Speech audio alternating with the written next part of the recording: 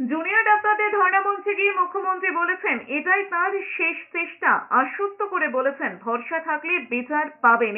তিনিও নির্যাতিতার বিচার চান। সে কথা বলে মুখ্যমন্ত্রী জানিয়েছেন দোষীদের যেন ৩ মাসের মধ্যে ফাঁসি হয় তার জন্য সিবিআই এর কাছে দাবি জানাবেন। বৃহস্পতিবার জুনিয়র ডাক্তারদের ডেকে পাঠানো হয়েছিল রাজ্য সচিবালয় নবান্নে।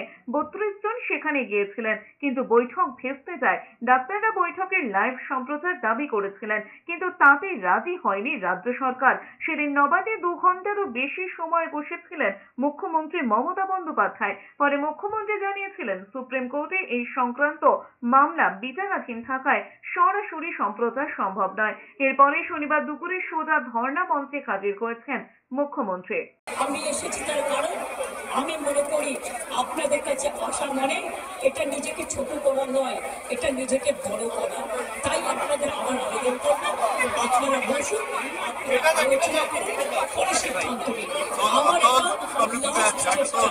আপনাদের জন্য করে দিলাম, বাদ বাকিটা যদি আমার উপর ছেড়ে দেয় আপনারা জাস্টিস পাবেন, আপনারা ইনজাস্টিস হবে না, এটুকু আমি বলতে পারি।